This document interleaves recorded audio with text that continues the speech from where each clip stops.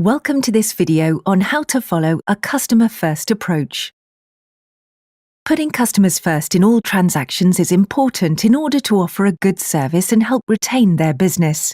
Proactively understanding your customers' needs can be difficult, but having an awareness of the characteristics of different customer groups and what motivates them can help. In the following scenarios, you will see Janice, a medicines counter assistant, carrying out 3 different customer consultations. Think about these questions as you watch each scenario. Is Janice asking the right questions? How effectively do you think she meets her customers' needs? What would you do differently? And if you were her manager, what feedback would you give to Janice? Scenario 1. Questioning technique.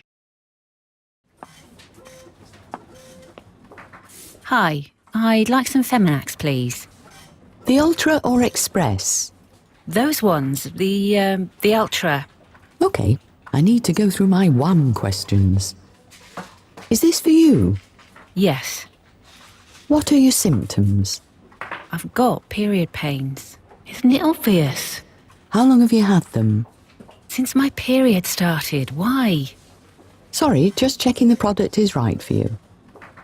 Have you tried anything else? No, these always work well. I'm just following our sales protocol. Just one more check.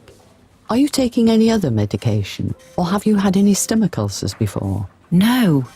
OK, remember to take them after food, as NSAIDs can upset the stomach. Don't take for longer than 3 days in any 1 month of your cycle. Oh. OK, thanks. Only 3 days. At least I learned something useful after all that. But what does she mean by NSAIDs? Now let's consider what we can learn from this conversation. Janice checked the product was appropriate for use. She gave additional advice for its appropriate use. Janice could have listened better and only asked the questions she needed to. She shouldn't use technical terms that customers may not be familiar with. Janice could have explained how the product would meet Claire's needs during the transaction, or offered additional advice for the relief of period pains. If one of your customers requests a product they've used before, how might you adapt your sales approach? Scenario 2. Understanding health concerns. Hi. Hello. I don't know where to start. Can I help? I'm after some antacid. It was recommended on my health app, but there's a lot here to choose from. Can you help? I better walk him over to a quieter spot. Sure.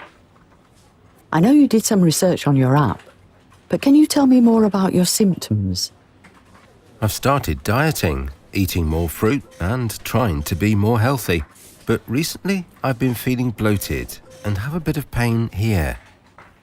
I think I need to find out a bit more.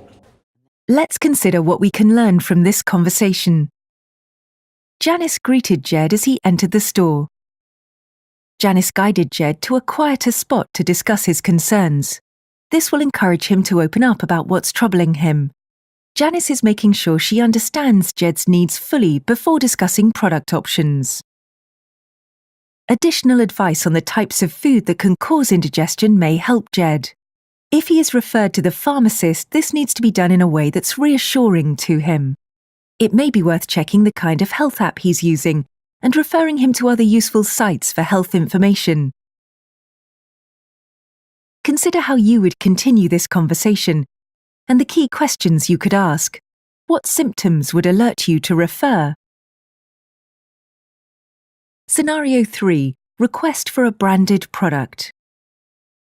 I'd like this, please. Oh, I hope I know what this is. Ah yes, Caniston Thrush Duo.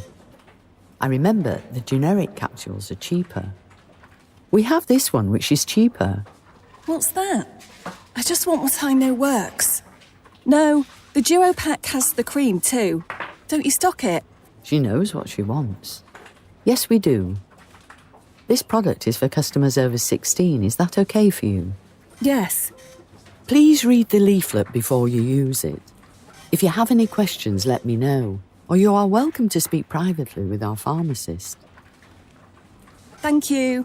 I'll remember that for next time. What can we learn from this conversation? Janice explained for what age the product was suitable, avoiding potentially embarrassing Afreen by asking her age directly. Janice highlighted that there was an easily accessible healthcare professional who can offer further advice in private. Be aware that sometimes customers want to use trusted brands and have decided on what works well for them. By trying to be quick and efficient, Janice didn't ask enough questions to check the product was right for Afreen. For example, asking whether she's taking other medication. Janice didn't give any details on the appropriate use of the product.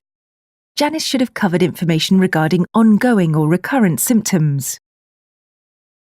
How would you make sure you sold the product appropriately?